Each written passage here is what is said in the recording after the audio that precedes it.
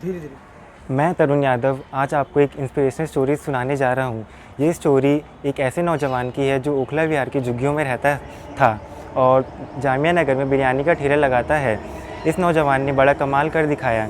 ये खबर सुनकर आपको बड़ी खुशी होगी कि इस नौजवान ने भारत के सबसे बड़े बैंक से 8.5 लाख पर एनम का पैकेज हासिल किया और साबित कर दिखाया कि मेहनत का फल हमेशा मीठा होता है।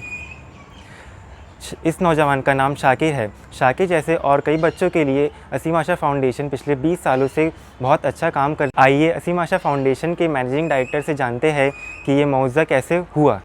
अस्सलाम वालेकुम, मेरा नाम असीम आशा उस्मान है और मैं यहाँ 15-20 सालों से एक फाउंडेशन चला रहा हूँ जो कि असीम आशा फाउंडेशन के नाम से काफ़ी मशहूर है।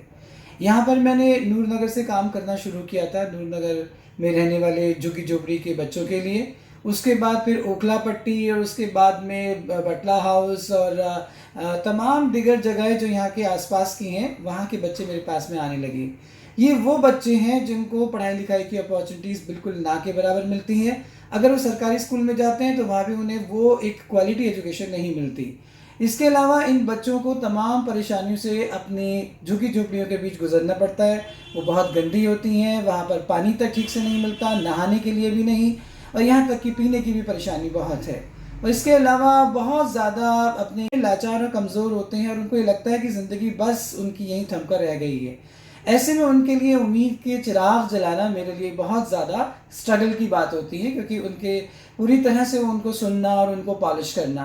तो इसी सिलसिले में मेरे पास में कुछ ऐसे बच्चे हैं जिन्होंने अपनी ज़िंदगी में बहुत एक्सीलेंट काम किया, और उसमें से मैं अभी फ्रेश एग्जाम्पल लेके आता हूँ आपके सामने मोहम्मद शाकिर का।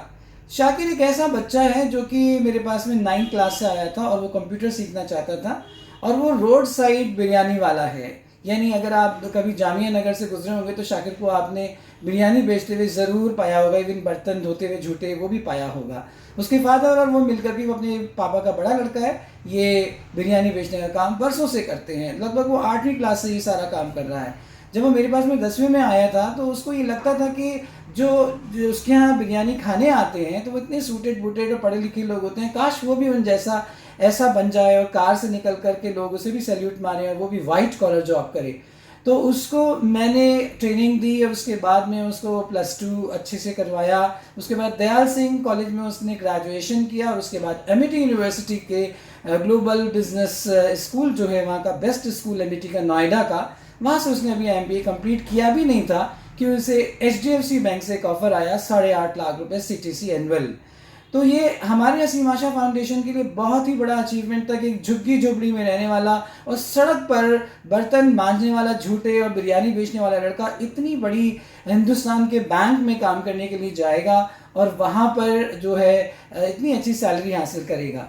न केवल शाकिर की कहानी आपको इंस्पायर करेगी, बल्कि शाकिर जैसे और बच्चे भी हैं जो कि PhD कर रहे हैं, मेरे स्टूडेंट्स फर्स्ट बैच के, और वो भी इसी तरह की परेशानियों से गुजरते हुए कि उनकी मदर मेड थी और उनके फादर गार्डनर और इस तरह से उनका भाई इलेक्ट्रीशियन। तो बहुत छोटी छोटी प्रोफाइल के उनके पेरेंट्स गार्जियंस।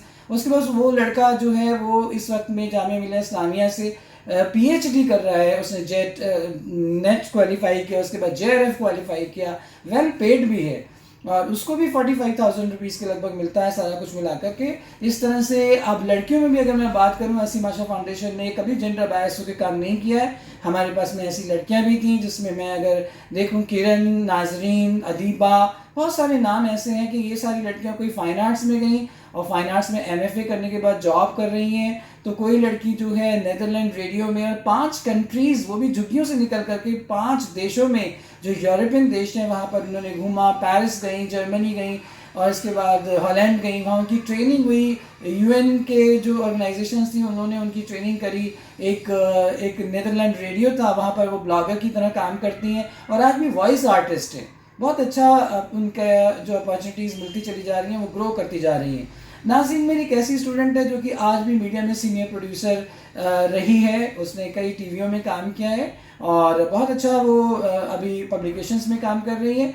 इसके अलावा मैं इतने ढेर सारे नाम, मेरे पास बच्चे हैं जो कॉर्पोरेट में जा रहे हैं। हसन एक मेरा बहुत अच्छा स्टूडेंट है जो कि मेरे पास में आया था, तो वो भी बहुत परेशान था। उसको हमने ईसीए के थ्रू दिल्ली यूनिवर्सिटी के शहीद भगत सिंह कॉलेज से ग्रेजुएशन कराया, बीकॉम उसने किया, और उसके बाद वो जैन यूनिवर्सिटी से एमबीए कर रहा है और जस्ट डायल नाम की कंपनी के अंदर बहुत अच्छी सैलरी पे काम कर रहा है। तो केवल ऐसे बच्चे जिनके पास में सारी आशाएं खत्म हो गई थी, सारे दरवाजे बंद हो गए थे अपने आसपास के माहौल को देख करके, जब वो अपने आसपास के माहौल से बिल्कुल निराश होकर मेरे पास में आते हैं, तो उनको कैसे एक परवरिश करनी है, कैसे लाड प्यार के साथ। मैंने कभी वो कोचिंग सेंटर वाला स्टाइल से उनकी परवरिश नहीं करी, मैंने बिल्कुल अपने बच्चों की तरह उन्हें रखा, और उसके बाद उनको घुमाना फिराना, शहर दिखाना, न केवल शहर दिखाना बल्कि हिंदुस्तान, और कभी कभी तो हिंदुस्तान से बाहर भी मैं उनको लेकर गया अपने साथ। तो हम लोगों ने बहुत चिलिंग करी, हम लोग मॉल्स घूमते हैं, हम लोग मॉन्यूमेंट्स घूमते हैं, हम लोग नेचर की गोद में बैठकर झरनों में अपनी उंगलियां फिराते हैं। तो बहुत कुछ हमने ऐसा किया है कि हम लोग एक दूसरे के लिए फैमिली मेम्बर बन गए हैं। जब कभी मेरी तबीयत खराब होती है तो मेरी चाहे कोरोना के पीरियड में, चाहे चिकन पॉक्स के पीरियड में, उन लोगों ने इतनी मदद करी कि शायद मैं कभी ज़िंदगी में भूल नहीं सकता। तो ये जो फैमिली वाला टर्म है जो हम लोगों ने इन बच्चों के साथ, झुग्गी झोपड़ी के बच्चों से बनाया है, जो कि फैमिली के प्यार को वो कम महसूस कर पाते थे, उस प्यार को असीम आशा फाउंडेशन उन्हें दिया है। शायद मुझे लगता है यही एक गहरी नींव है जिसकी वजह से वो इतने अच्छी तरह से इस्टेब्लिश होकर अपने आप को दुनिया के सामने जो है एक पेश कर रहे हैं और एक मिसाल बन रहे हैं। तो मुझे लगता है हमें इस तरह के बच्चों को, और सारी एनजीओज़ को ऐसा काम करना चाहिए और सामने आना चाहिए और इस तरह के बच्चों के पोटेंशियल को समझना चाहिए। शुक्रिया। हेलो एवरीवन, मेरा नाम हसन है और मैं असीम आशा फाउंडेशन से पिछले 8-9 सालों से जुड़ा हुआ हूँ। यहाँ मैं अपने 6th क्लास में आया था। उसके बाद अभी मैं ग्रेजुएशन मेरा कंप्लीट हुआ है लास्ट ईयर ही, और मैं जॉब कर रहा हूँ। असीम आशा फाउंडेशन से मेरा काफ़ी पुराना और गहरा रिश्ता है, हो गया है इस टाइम। और मैं यहाँ पे स्कूल की 7th क्लास में आया था। 7th क्लास से अब मेरा जॉब चल रहा है, तो काफ़ी लंबा हमारा चल रहा है, रिश्ता हो गया है। और असीम सर ने हमें काफ़ी अच्छे से अपने आप को जानने का, एक्सप्लोर करने का मौका दिया।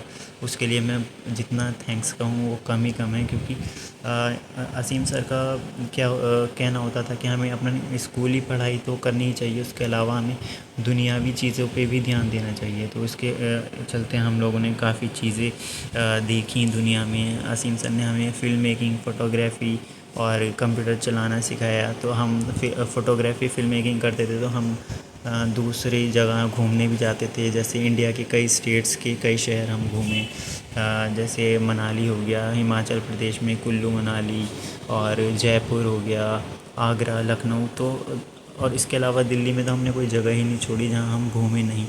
तो काफ़ी अच्छा रहा, और एक्सप्लोर करना, एक्सपोज़र विज़िट होते थे असीम आशा फाउंडेशन के, तो उसी के ज़रिए हम लोग जाते थे और काफ़ी चीज़ें सीखी। सर का कहना था कि हमें दुनियावी चीज़ें भी सीखनी चाहिए, तो हमने एक सलीका सीखा है ज़िंदगी जीने का यहाँ पे। बाहर घूम कर, चीज़ों को देख कर, अपनी नज़रों से। हम काफ़ी पहले सुनते थे कि ऐसा होता है, वैसा होता है, और जब हम अपनी नज़रों से कोई चीज़ को ज़्यादा देखते हैं तो उसमें अलग चीज़ सीखने को मिलती है। अपनी सामने, आमने सामने जब कुछ चीज़ देखते हैं तो वो एक्सप्लोर करते हैं उसको ज़्यादा अच्छे से, तो उसको अच्छे से सीखते हैं। तो सर का यही कहना होता था। तो हमने काफ़ी चीज़ें सीखी। सच कहूँ तो यहाँ से हमने एक ज़िंदगी जीने का तरीका सीखा है। तो असीम आशा फाउंडेशन में जैसे मैं आया था 7th क्लास में, स्कूली पढ़ाई करता था, फिर धीरे धीरे मैं और चीज़ों में इन्वॉल्व हुआ, फिल्म मेकिंग में, फ़ोटोग्राफी में। मैंने अपना लास्ट ईयर ग्रेजुएशन कंप्लीट किया है यूनिवर्सिटी ऑफ दिल्ली से। उसमें मेरे बहुत कम मार्क्स आए थे, 80% ही मार्क्स आए थे। तो बट दिल्ली यूनिवर्सिटी में 95% मार्क्स चाहिए होते हैं एडमिशन के लिए। तो क्योंकि मैंने फ़िल्म मेकिंग, फ़ोटोग्राफ़ी, ये सारी चीज़ें सीखी थी, असीम सर ने हमें एक्सपर्ट बना दिया था इन सारी चीज़ों में। तो हमने इसमें ईसीए की कैटेगरी में फॉर्म फिल किया। असीम सर ने मुझे बहुत गाइडेंस किया कि तुम्हें ये करना चाहिए, वो करना चाहिए, कि तुम्हें ये करना चाहिए, वो करना चाहिए। तो एक तरह से हमारा एक फ्यूचर के लिए वो काफ़ी अच्छे से गाइडेंस किया। तो इसमें मैंने ईसीए का फॉर्म भरा दिल्ली यूनिवर्सिटी का। फिर मेरा ईसीए क्लियर हुआ क्योंकि मैंने फ़िल्म मेकिंग और फ़ोटोग्राफ़ी में सर ने मुझे एक्सपर्ट बना दिया था। तो बहुत अच्छा रहा, उसका भी मेरा ग्रेजुएशन भी मेरा कंप्लीट हुआ। उसके बाद असीम सर ने मेरी जो है जॉब के लिए भी काफ़ी अच्छे से गाइड किया कि किस तरीके से मैं कैसे क्या कर सकता हूँ, किस कंपनी में अप्लाई कर सकता हूँ। तो फाइनली मैं अभी as a certified internet consultant काम कर रहा हूँ जस्ट डायल लिमिटेड कंपनी में, जिसके लिए और इसके अलावा मैं मेरा MBA भी चल रहा है, online MBA from Jain university Bangalore से। और इसमें भी असीम आशा फाउंडेशन ने मेरी फाइनेंशियली और वैसे भी काफ़ी हेल्प करी है। तो उसके लिए मैं बहुत बहुत थैंक यू कहता हूँ असीम आशा फाउंडेशन को। थैंक यू वर्ड तो एक बहुत छोटा सा हो जाएगा, लेकिन फिर भी एक थैंक्स कहना चाहूँगा सर, असीम सर को एंड असीम आशा फाउंडेशन को। Thank you so much.